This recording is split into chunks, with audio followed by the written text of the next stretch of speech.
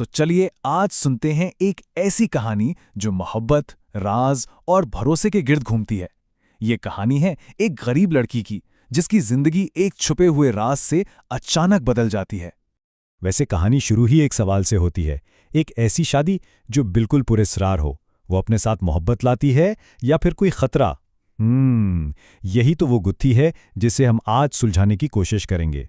हर कहानी का आप जानते हैं एक मरकज होता है, एक दिल, और हमारी कहानी का दिल है आयशा। तो चलिए सबसे पहले मिलते हैं आयशा से और देखते हैं उसकी दुनिया को। तो कहानी हमें ले चलती है एक छोटे से दूर दराज गांव में। यहीं रहती थी एक लड़की जिसका नाम था आयशा, और सच पूछें तो इसके लिए यही गांव इसकी पूरी कायनात था। अब आयशा की जिंदगी कोई आसान नहीं थी, बिल्कुल भी नहीं। वो गरीब जरूर थी, मगर उसका दिल वो नेकी से भरा हुआ था।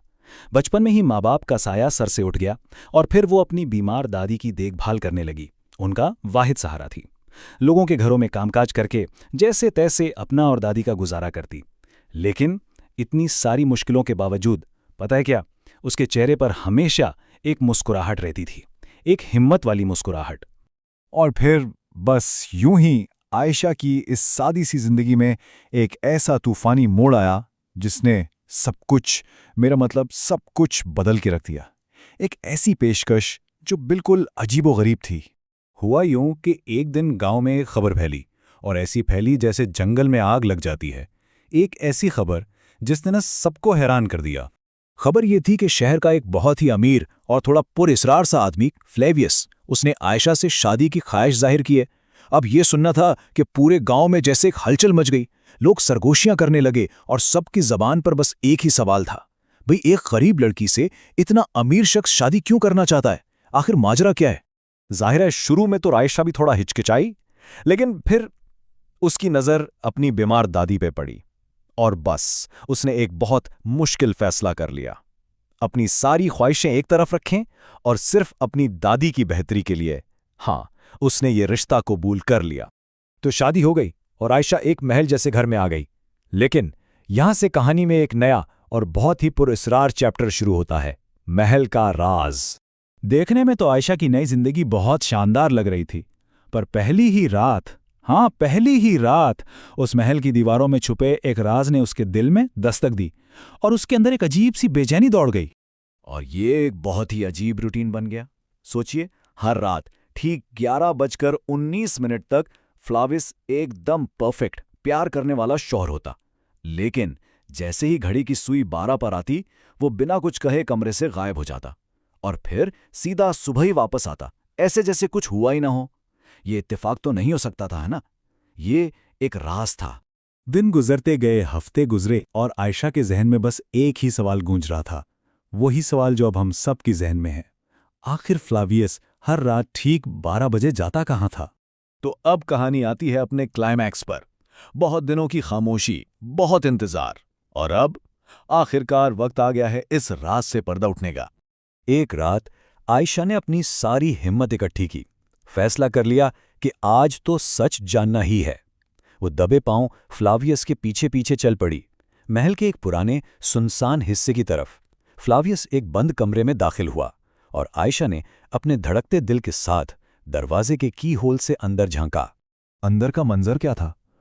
फ्लावियस एक पुराने से संदूक के पास बैठा था। इस लम्हे आयशा के दिल की धड़कन जैसे रुक सी गई। सबसे बड़ा सवाल, इस संदूक में आखिर था क्या? और जब फ्लावियस ने वो संदूक खोला तो आयशा की सारी तवक्कुआत गलत साबित हुईं। अंदर ना सोना था, ना जवाहरात, बल्कि उसमें थी एक छोटी सी बच्ची की मासूम सी तस्वीर और एक पुराना सा खत। ये कैसा राज था? आयशा तो बिल्कुल उलझन में पड़ गई। फिर उसे वो खत पढ़ने का मौका मिला और उसके उन अल्फाज ने तो उसे हिला के रख दिया। लिखा था, अगर ये राज खुल गया तो हमारी मोहब्बत हमेशा के लिए खत्म हो जाएगी। सोचिए, इस राज की कीमत कितनी बड़ी थी। इस राज के खुलने के बाद पता है, कहानी का रुख ही बदल जाता है। अब ये सिर्फ एक राज की कहानी नहीं रहती, बल्कि ये एक सफर बन जाती है, मोहब्बत के असली मतलब को समझने का सफर। अगली सुबह आयशा ने हिम्मत की और फ्लावियो से सच पूछ ही लिया। उसकी आंखों में आंसू आ गए। फ्लावियोस ने सब बता दिया। उसने बताया कि ये तस्वीर उसकी बेटी की है, उसकी पहली बीवी से, जो बरसों पहले उससे बिछड़ गई थी। वो हर रात उसकी याद में रोता नहीं था, बल्कि एक उम्मीद के साथ उसे ढूंढने निकलता था। अब ये वो पॉइंट था जहां सब कुछ बदल सकता था। आयशा गुस्सा कर सकती थी, ये महसूस कर सकती थी कि उसे धोखा मिला है, लेकिन उसने एक बिल्कुल अलग रास्ता चुना। उसने फ्लेवियस के दर्द को समझा और फैसला किया कि वो उस दुख में उसके साथ खड़ी होगी। और बस आयशा के इस फैसले ने तो सब कुछ बदल दिया। इन दोनों ने मिलकर इस बच्ची को ढूंढना शुरू किया और आखिरकार उनकी कोशिश रंग लाई। वो बच्ची उन्हें एक यतीम खाने में मिल गई। एक बिखरा हुआ खानदान, एक टूटा हुआ दिल फिर से जुड़ गया। तो यहीं आकर हमें इस कहानी का सबसे बड़ा सबक मिलता है कि सच्ची मोहब्बत क्या है। ये राजों के अंधेरे में नहीं, बल्कि एतमाद की रोशनी में परवान चढ़ती है। असल में यही है कि मुश्किल वक्त में एक दूसरे का हाथ थाम लिया जाए। तो ये कहानी हमें एक बहुत अहम सवाल के साथ छोड़ जाती है। एक ऐसा सवाल जो हर रिश्ते की बुनियाद के बारे में सोचने पर मजबूर करता है।